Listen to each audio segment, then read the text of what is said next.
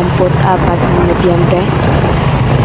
Ako at ang aking mga kaibigan ay gagala sa isang pasyalan dito sa Barangay Milipili, Rojas City, Capiz.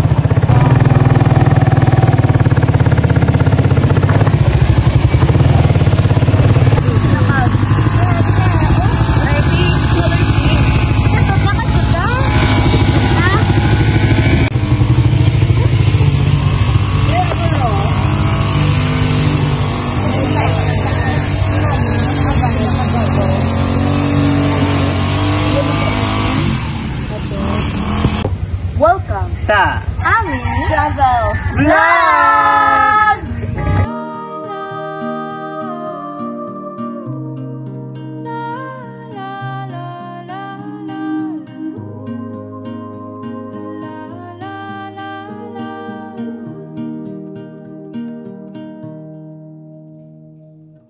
Katahak pang sa lupa'y para akong inaalon at nalulunod sa batikos ng mundo, sa kung ano lamang ang kaya ko.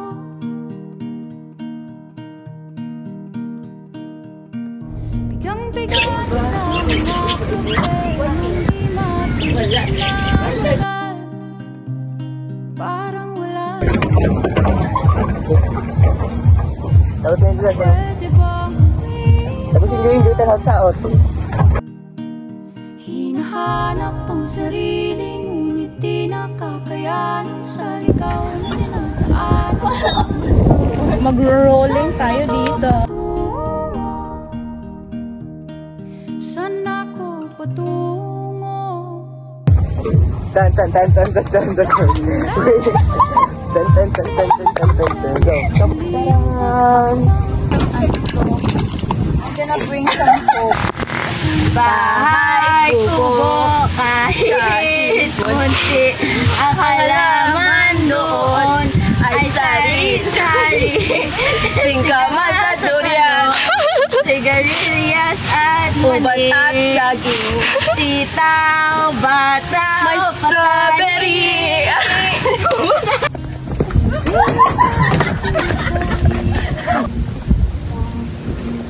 Kaya't lumaban ka at sabihin, Halina! ako naman muna.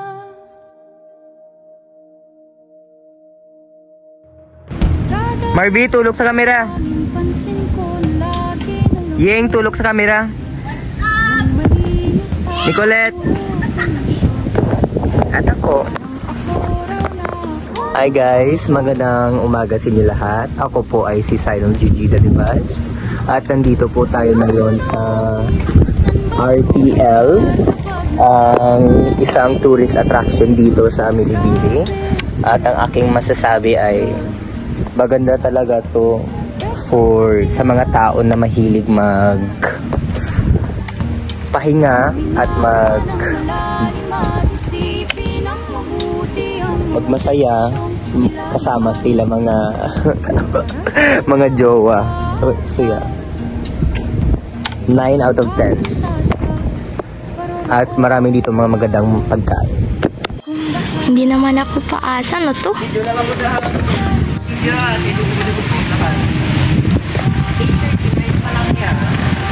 Mga bulaklak, ang ganda. Miss ko na siya. Gandang umaga sa lahat. Nandito ako ngayon sa Milibili Tourist Spot sa RPL. At nandito ako kasama ang aking mga best friends. Andun si Judo, si Sinel. Mama. Si Yang naman. Andyan siya, oh. Si Nicolette. Of course, sa color pink. Andun siya. Mga kababayan, nandito ako sa Milibili sa RPL. Ang ganda ng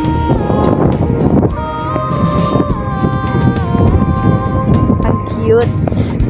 Napaka-cute. Ang daming mga tananim.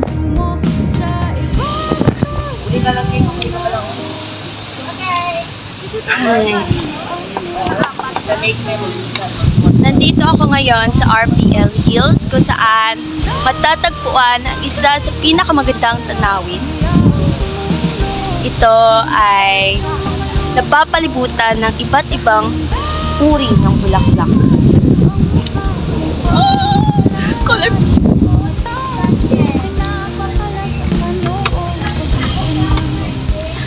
Hi, color pink. Color pink. Ang punong ito ay puno ng pagmamahal.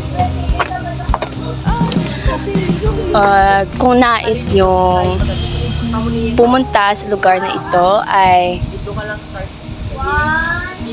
open kayong pumunta rito. Ako naman muna. Isang araw po, Mama. Alam niyo ba ang kasaysayan ng RPL Hilltops? Bali yung siya, open yung mga failure pack sa pandemic. Usually, dapat private lang sa Santa Maria. Pero damot ito sa kakabistroy mo na i-open for public. Yung website mo na i-open for public. Sa atin isang pandemic. Ano po ba ang kahulugan ng acronym na RPL? Combination at isang name isang mag-asawa na owner. Anong araw na mayroong maraming tao at nabuhisila ito? Hindi manalos, wala pang specific na days kung ano dito yung araw. Saan daw damot tao, pero hindi naman sa ma-rate kung ano ginagawa ang damot tao. So, ang RPL ay isa sa naging tourist spot dito sa Rojas.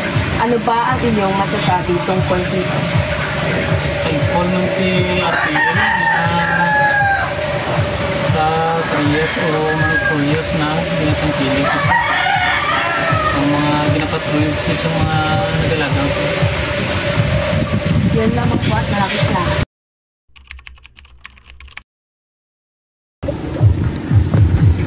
Binibining Nicolette, anong masasabi mo?